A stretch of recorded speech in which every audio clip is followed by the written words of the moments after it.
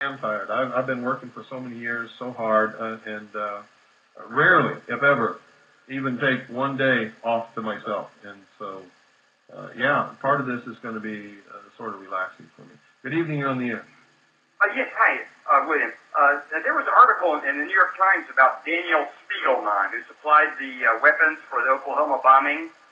Well, he's what he did was he was part of a group of so-called Aryan resistance army that was robbing banks and things and providing funding for the Alfred P. Murrah Federal Building bombing. And part of what he did was he went to an American university and stole famous historical documents and took them to Europe to sell them. He's Jewish. Right. The article was December 30th, 1995, page 9 in the New York Times. Let me ask you, where is he today? What is the latest on him?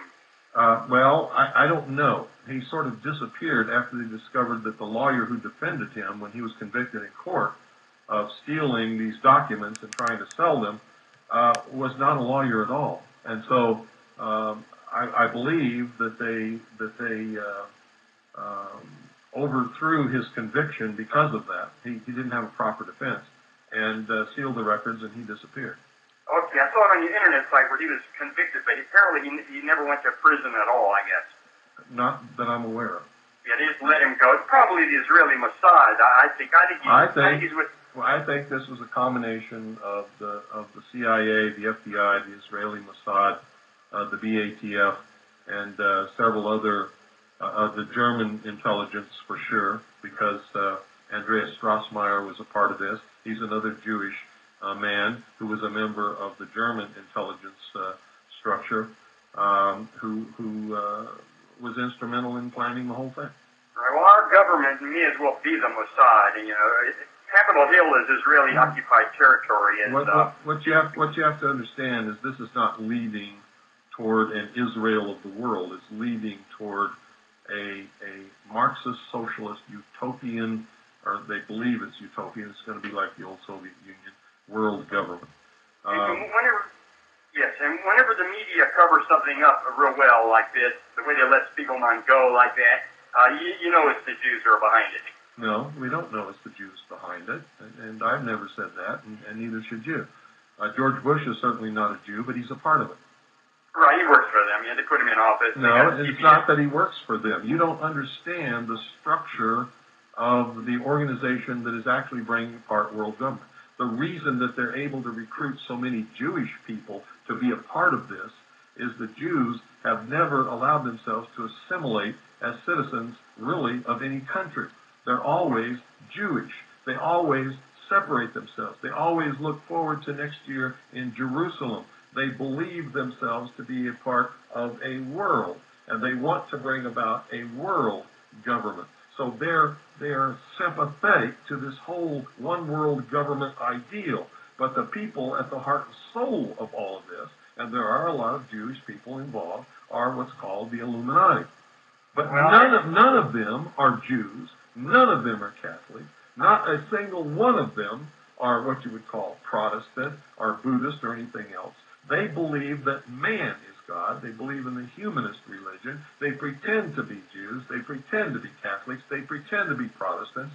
They infiltrate religions and organizations and governments. They take over and destroy from within.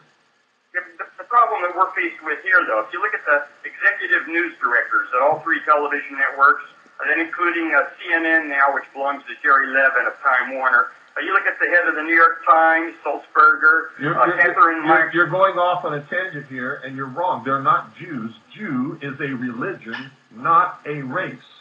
Right, I agree. But you're not listening to me. Those people who are involved in bringing about one world government do not believe in any religion. In fact, their goal is to destroy all existing religions, including the Jewish religion. Well, the definition of a Jew is a difficult thing. Some people think it's part race, some people think it's part religion. Excuse me.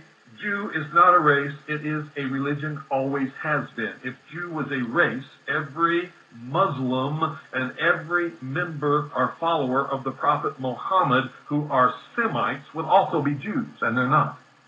You, sir, are uneducated. Okay, I agree. Let's say that I agree with your definition of a Jew. The problem is you have no choice. Okay, the problem is they're running all of our mass media. They're killing this country. They're not. Well, you're wrong again. They're not running all of our mass media. Hollywood. All major publishing. Excuse me. Those are all aren't they corporations? See, that's corporations. Excuse me. Aren't they all corporations? It's Jewish corporations. Excuse me. Aren't they all corporations? Furthermore, Jewish Answer my question, you dumb jerk. Are they corporations or not? Yes, but if they're corporations and all you Aryans wanted to gain control, all you have to do is buy the stock and take over the country. Good night, you stupid jerk. God, I'm so tired of stupid dummies. If you want to control Hollywood, buy the stock, dummy, and take over. Whoever owns the stock chooses the board of directors, chooses who runs the corporations, chooses what movies they make, chooses what goes on television. You don't even understand your own system. If the Jews own it, it's because you elected not to participate and you gave it to them. And let me ask you this. Who sold it to them in the first place? How'd they gain control of everything if what you're saying is true?